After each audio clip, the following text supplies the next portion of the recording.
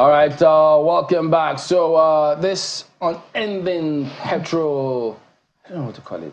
It used to be conundrum. It used to be scarcity. Maybe I can borrow you that. First, it used to be scarcity. Now, prices. And sometimes they tell you, well, availability. Well, they just mix different things. To the extent that people say, look, even if the petrol is 2,000 naira per litre, we may still experience scarcity in this country. Good morning, Laolu. Thank you for coming on anyway. Good Welcome to see back. you guys again. So, Thank you. first of all, I know you've gone back and forth on this petrol matter. So from your perspective, in fact, today we see government say, look, count us out. We are not the ones that increased this. NNPC say, no, look, there's a regulatory body, NNDPRA. Right. So people now need to be cautious. Okay, who should we attribute what to at this rate? NLC President Joe Ajero now says, what next after this? So you have all of this going on in a cycle, but look, the bottom line, the Nigerians have to go and pay that if they need to get petrol to move on. So talk to us about this. Yeah, I mean, so it's, I think it's, of course, it's true that government really is not the one that determines the prices, ought not to be the one that determines the prices. The very idea of subsidy was because government felt, oh, this price is too much, let's try and see what kind of succor we can give to the people.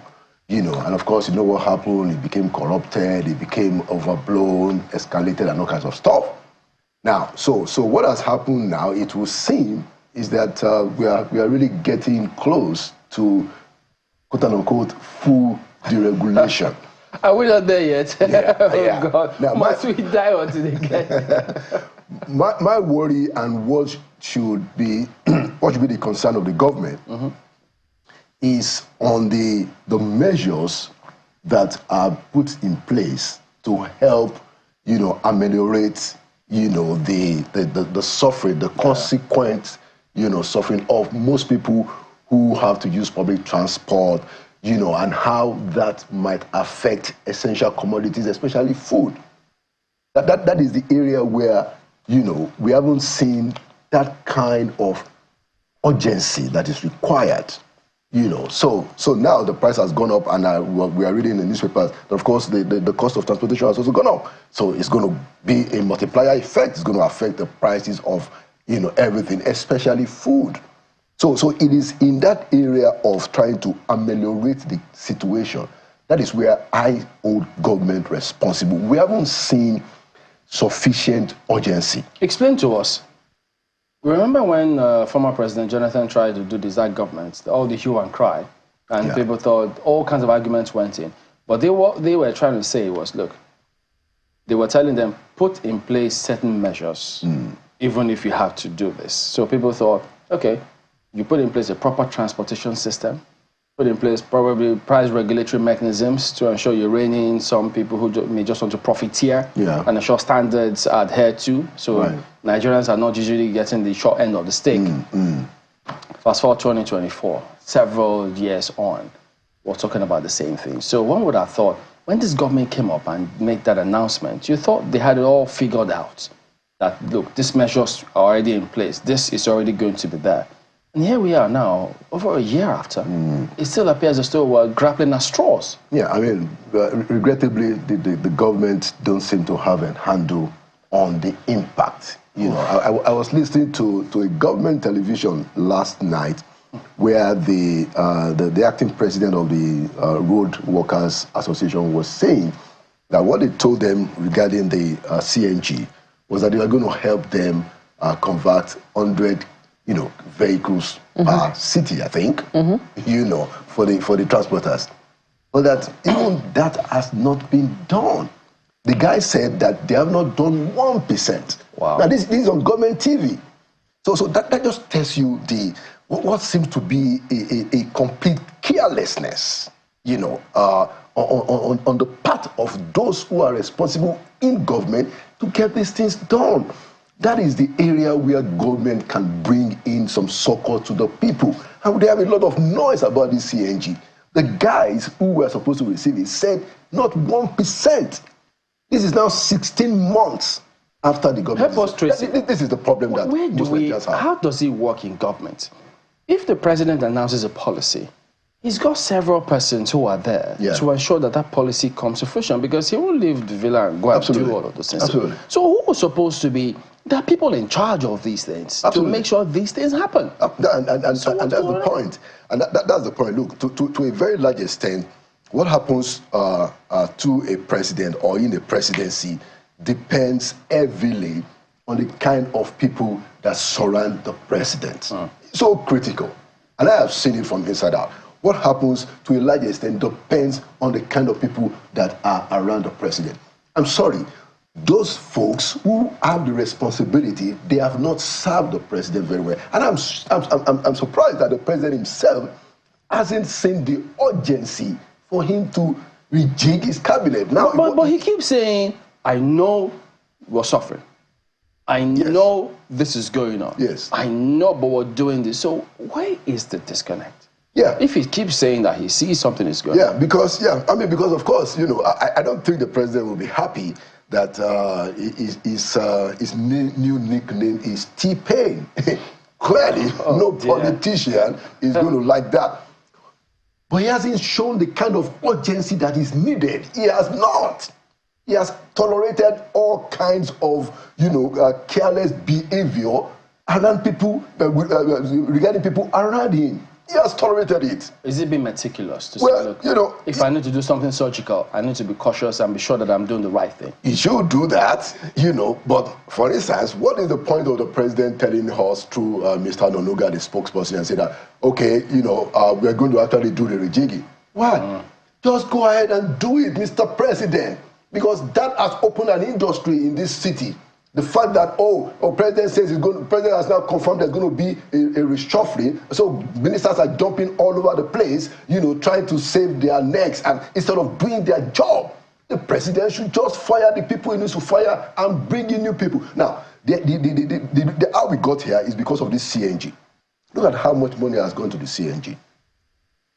And yes, quite a few places, but the transporters on NTA, yesterday, 9 o'clock, on NTA, the transporter said, not 1%.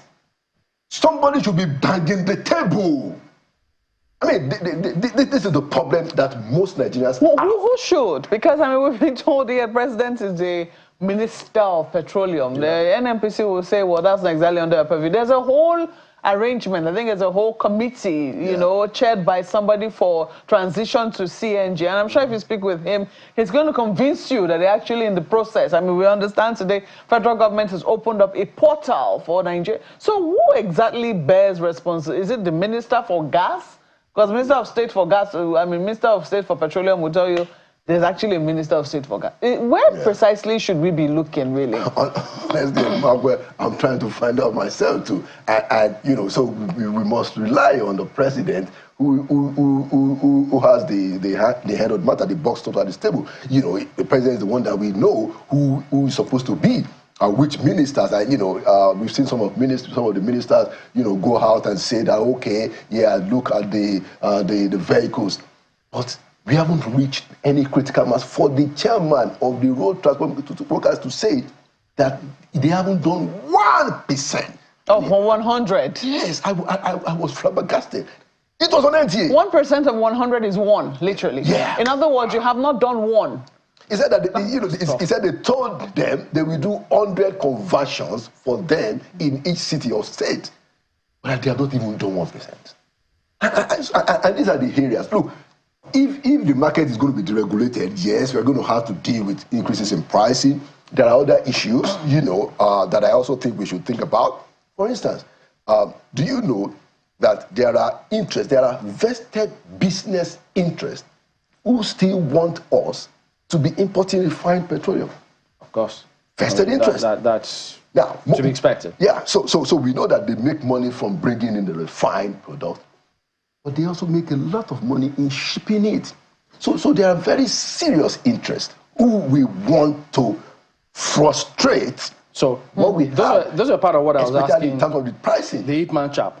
And we thought, look, if we are importing, we've been importing this product, take crude and then bring it back. And then they always tell us, oh, yeah, we have this shipment, the motor vessel, the daughter vessel, there's insurance costs along that chain because of how long it takes to lighter. Right. The daughter vessel, how long it takes, the ship, how long it takes, the demurrage, if they're also going to do all of those costs. Right. That's in just that chain alone, that singular that port alone.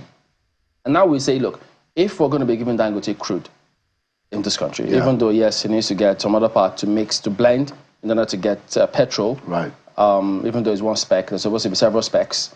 But isn't it supposed to affect the cost at some point? Which is part of what we don't understand. And that is the area where we need to talk to Mr. Dangote. Because Dangote Refinery has not told Nigerians the price that it's going to sell. Dangote Refinery has also kept us, has kept the matter arm's length.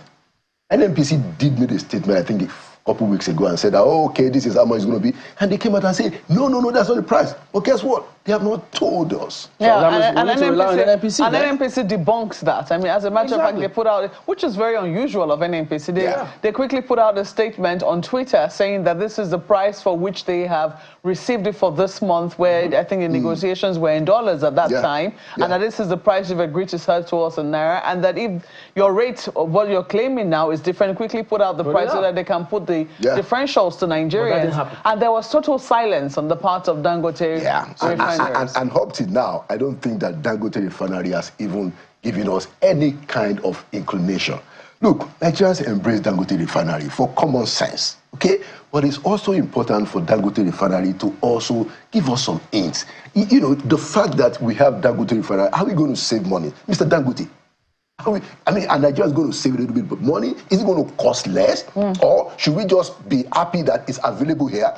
But some analysts, from what, if we can go with what some of the analysts that we've spoken with have said, they've said that it would not make much of a difference. As a matter of fact, we're looking at about between 10 and 15 naira, thereabout, if not less, in terms of difference, even though I find it very difficult to comprehend because I thought shipping costs were a lot. Yeah. But that's what we're being told, that it's not going to make much of a difference to the price of... I don't agree with those analysts. To the price of petrol in Nigeria. There are a lot of moving parts, and this is the problem, a lot of moving parts.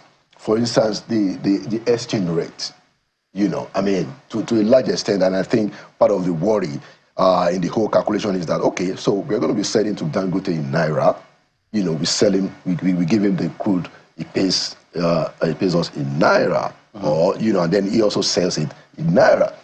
Ultimately, it's going to need foreign exchange because his debt, at least that, his debts are in dollars.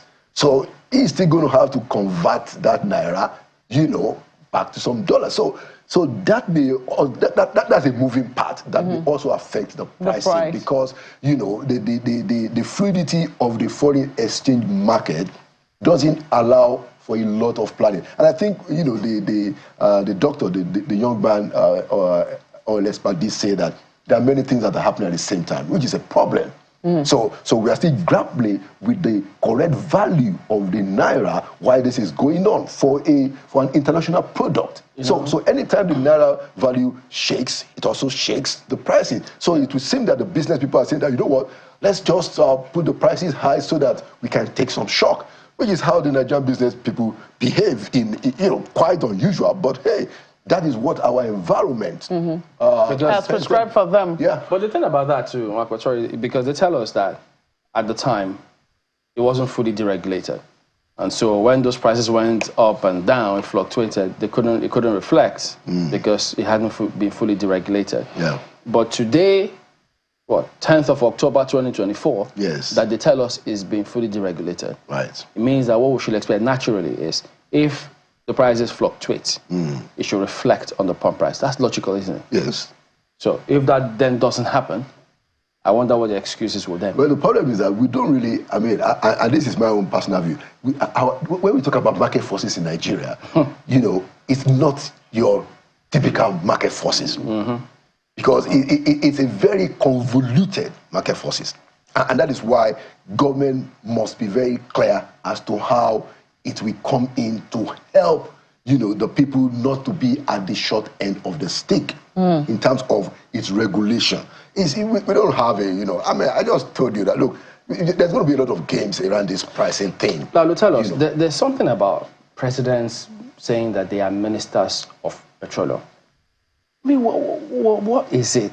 Why do they always, put themselves as minister? Because some say, look, there must be something that goes on there that they always say, no, you know what? I want to be in this as well. And I think we have to hold all of them responsible, except Jonathan. But it started with President Obasanjo. Look, if you look at what has happened between 1999 and now, the best president we have had in terms of governance is Obasanjo. But Obasanjo also messed up a lot of things in this country. Messed up the political party processes. The fact that we don't have internal democracy, Obasanjo's doing. Obasanjo was also the guy who started this idea of sitting as president, as minister for petroleum. And it has not changed anything. No, but during Obasanjo's time, we had the refinery, at least it was that LPFO. In those refineries. Some people played huge roles there who are still doing stuff today. But today, not even zilch. So the example that is set has become worse. That's my point. It has been worsened.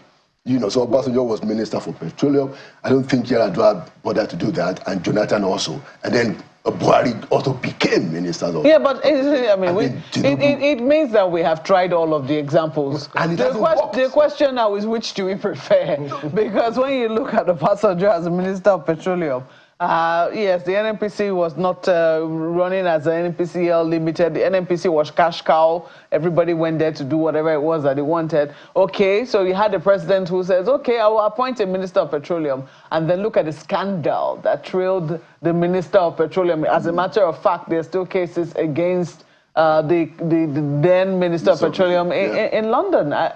It is a big mess. So you find a Buhari who says, no, I'm not going to do that. I'm going to be the minister of petroleum myself. Which example really do we prefer? So that's the point. So it goes back to the question of impunity, which is a big deal in our society.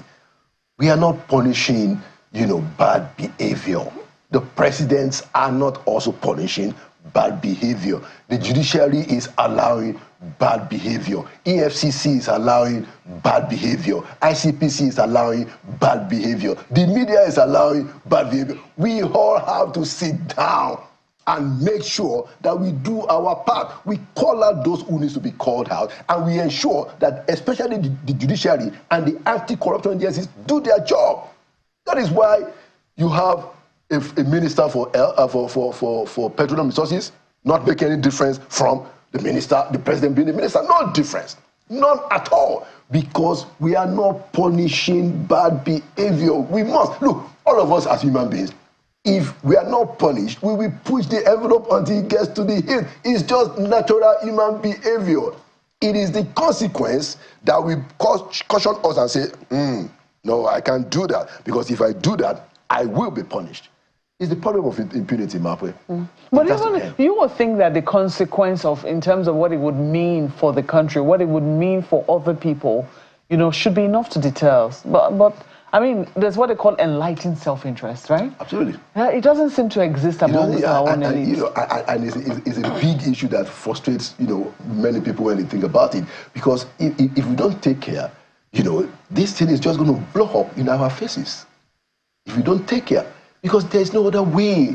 You have to look. If there is no difference between good and bad behavior, then what's the point? Then what's the point? Where is our decency? Ayo. Yeah, thank you, Mokwa. The question that I want to ask you straight up, Mr. Akande, would be: so where do Nigerians go from here? There are those who have said, economists several times have said, that the issues we are experiencing in Nigeria today, they are not original to Nigeria. They are not exclusive to us in Nigeria, that every part of the world is experiencing one thing or the other. Consequently, all governments are doing whatever they can to adjust the situations to their people. One can say, rightly or wrongly, the federal government is taking its own initiatives and, as they say, trying to build for the future. So the consequences are definitely right here in our faces. Do you see a role, and Malcolm, please don't come for me, do you see a role for governors in ameliorating the pressure on the people that live within their communities, their states, in all of these things? Yeah. Honestly, I think, Ayo, you should get a medal for being the one that is responsible for calling the governors out, because it's a very important point. The governors have the capacity to ameliorate the conditions in their state. The governors have the capacity to control transportation in their states. They have the capacity to control agriculture in their states. They have the capacity to control the prices in their state by taking the necessary preventive measures. They have not done so. Everybody deflects to Abuja. So you are absolutely correct. The 36 state governors that we have, they also have a huge responsibility to play. Why can't governors themselves go and take care of public transportation? Get the CNG buses. What stops a governor, for instance, from doing that? I think some of them have done it, you know, but it has not been done at a critical level that can create a little bit of impact. I mean, the people who are at the receiving end, the transporters, are saying that, hey, there's nothing here. So you are right. The governors, and I think if we start focusing on the governors, maybe we will get closer to the resolution of some of our crises, because then we break the problems down to 36 places, rather than just looking at it as one big behemoth of a federal government. And so I agree with you entirely. Governors must be called out. Governors must sit up. Governors can help their people tremendously. There's nothing in our laws that prevent the governors from helping the people in this situation. Even including electricity, because we know that even that has kind of been deregulated, you know, so state governments themselves can take initiative in that direction. So if you would give assignments, so to speak, what sector specifically would you say governors should play, and how, if you have any idea, do you think they can do that in a way that it doesn't hinder them or hamper them much, and that their people will directly benefit? Human capital development. Look, when people talk about the southwest of this country, that, oh, people in the southwest are well educated, people in the southwest are they're more advanced, is because somebody sat down decades ago and figured out that human capital development is the way to go. Because that is where you can take care of poverty.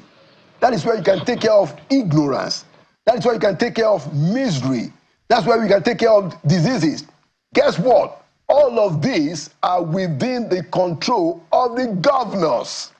Entirely, 100%. But what are they doing for the most part? They are building hospitals that have no equipment. They are building hospitals without doctors.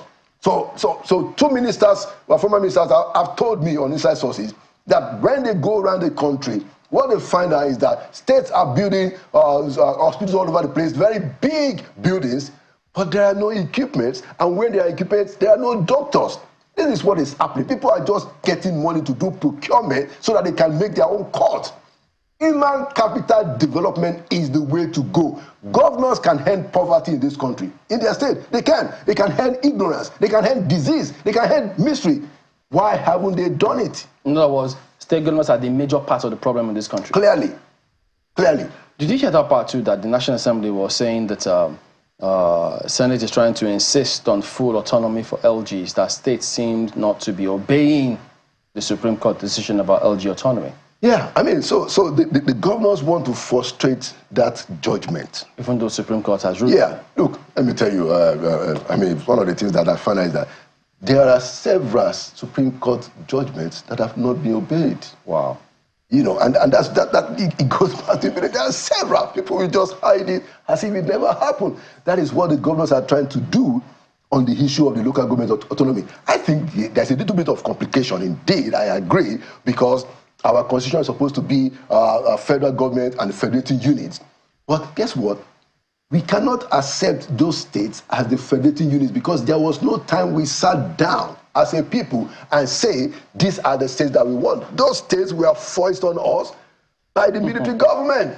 I am of the view that the ethnic nationalities ought to be the federating units. Those are the natural inhabitants of that claim. But yeah, you're right. The governors want to frustrate that because it's a cash cow for them that is being terminated. And they want to frustrate. But I think we are going to have to fight them on the matter, and we must make sure that the local governments get their autonomy, at least to get the money, so that we can hold the chairman responsible for what happens in their local government. We hope they can do that successfully, because what they see, the people sometimes don't even know where to turn, because controlling local governments, we've seen the kind of fight that goes on of who controls local governments. So, and how the people have also played the role. So it's going to be a long, hard road to walk.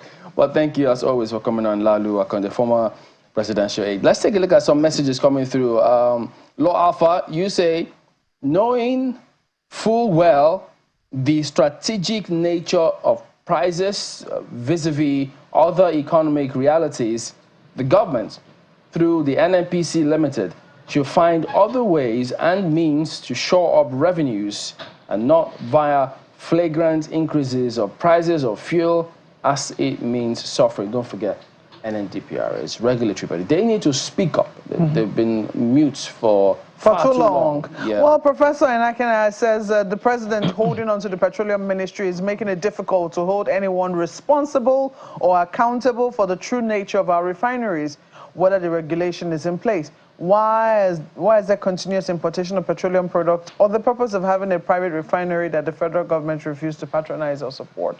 But I believe that situation is changing now. On the one hand, NNPCL is holding on to Ipman, or regular 3 months deposit, that's 15 billion naira paid in advance. The other hand, NNPCL is asking Ipman to go to Dangote refinery to buy petroleum products. Where in God's name are they going to get another loan to buy directly from Dangote refinery? Something ain't right. That's what he says. Well, okay, we have to thank apologies that yeah, sorry, we have to go. So we'll see you tomorrow. Don't worry, you should have another session on this matter.